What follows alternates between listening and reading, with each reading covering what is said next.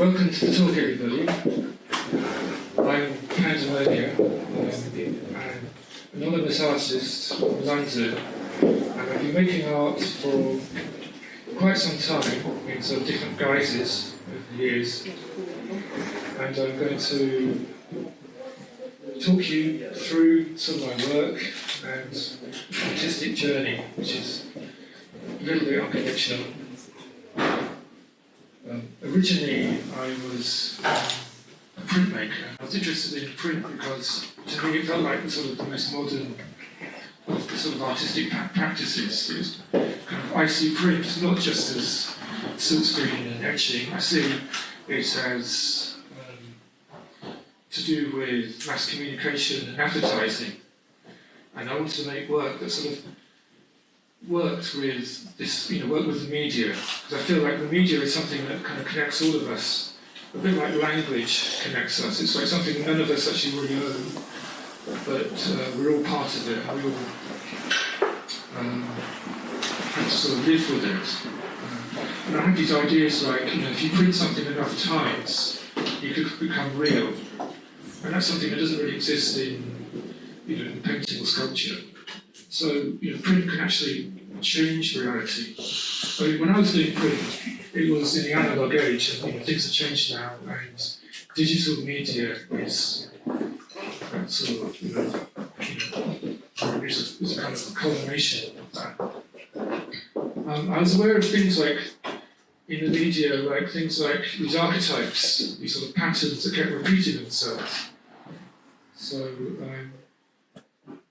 this is Manly painting, and it's like the pose is called the Odalisque, and it gets repeated a lot. This is like Beyonce on the side of the bus, same kind of thing. And this is Pandemonia, did for Yes and No magazine, and they're sort of the same forms that keep repeating. I'm going to talk a little bit about my earlier work because I think that sort of shows how I think about art. Well, I used to be more of an abstract artist. I had these ideas of kind of creating work that work with language. So I used road signs as a kind of ready-made language where I was making these kind of abstract poems, sort of structuralist poems with them. And I found the interesting thing about the road signs printed there is they had this kind of authenticity. They were kind of real, even though they were fake. Even though I twisted them around, they still felt real because they were something about the print media kind of makes it real, even though it's like an illusion. It's kind of a strange thing. And at first I was putting the work in the gallery. This is when I was at art college. But then people kept saying, well, why is this stuff in the gallery? What does this mean? But then I started thinking, well, maybe the work would be better if it was like sort of 25 meters outside the gallery. So I started pasting the work up in the street, because in the street, there's like a ready-made audience of drivers who sort of know about road signs. And as I'm not a driver, I don't drive. I've got this like kind of objective view of what the beauty of these signs. And maybe I could communicate this to the drivers. And then I was thinking, well, how could I take this further? And I was thinking, well, what I could do is I should have a show where I invite people up to high vantage points, like a balcony, and they could watch the traffic, interact with my work. So the traffic would be diverted into loops and things, and I could create kind of confusions and stuff. And the work. What I like about this work I was doing is that it's very much about the artwork and the audience and the interaction of the two things. And the way I see art is it's not just an illustration that's put on the gallery wall. Even if the consensus say it is art, I feel like art's got to do something more. It's got to somehow, for me, it's got to kind of operate within culture, society, and this is kind of what I was sort of doing early on. But back then I was more of an abstract artist and I wanted to do figurative work, and I couldn't figure out how to do it. So, moving on. In the 2000s, lots of stuff happened.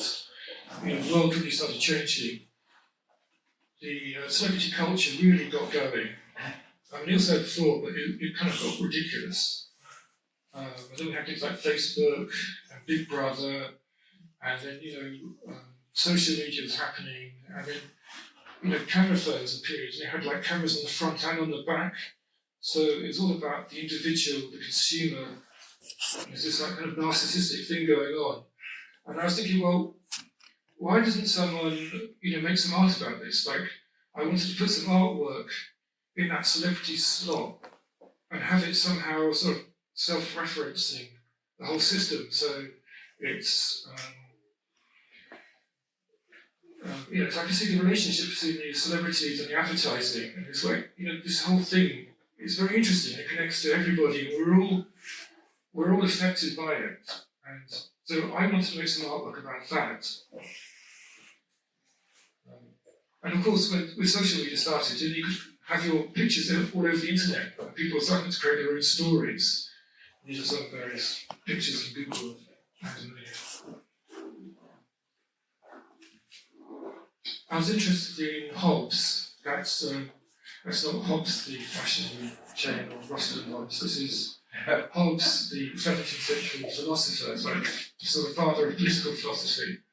And I was interested in him because in his view of the world, Hobbesian view of the world,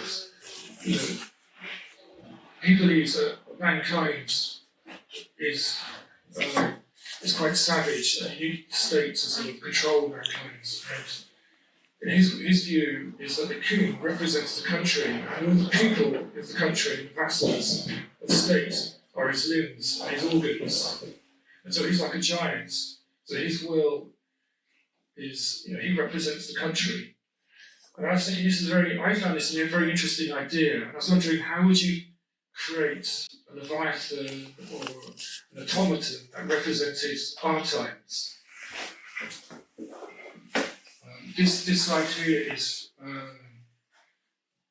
Epstein's sculptures at Vorticist and Fritz Lang's Metropolis. And I was thinking, well, these are quite similar as well. This is from the sort of early 20th century.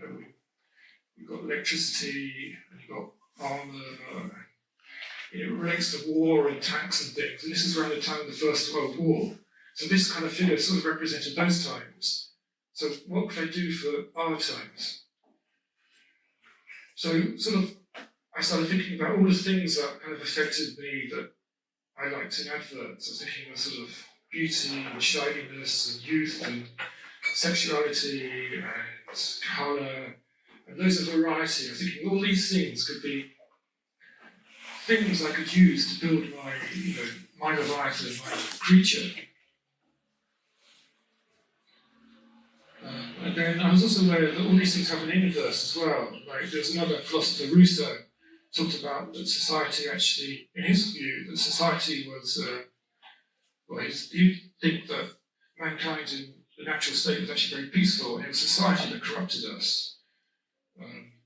So in this image is the image of the Iron Maiden, and the feminist writers sometimes talk about this. This is like Naomi Wolf talks about the Iron Maiden. It's like beautiful on the outside, and inside it's kind of painful and bad for us. And if you look at like beauty, the beauty sort of story, beauty is not actually connected with natural, and it's actually quite bad for us. It can be, and many things that we're sold and do are actually harmful, and that's something that society has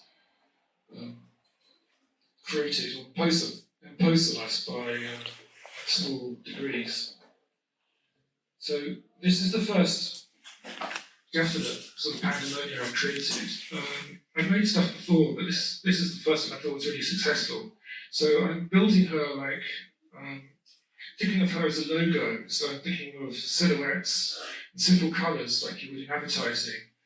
And I see her as a symbol. It's like a symbol of hair, a symbol of a bag and a dress. And I'm not trying to pass it off as the real thing. I'm trying to pass it off as the idea of the thing, which is important. It's very much like the road signs. It's a symbol of the thing it's trying to be. So the idea actually lives in your head. It's not in real life. Like for instance, my dog is a symbol of a dog. It's not actually a real dog.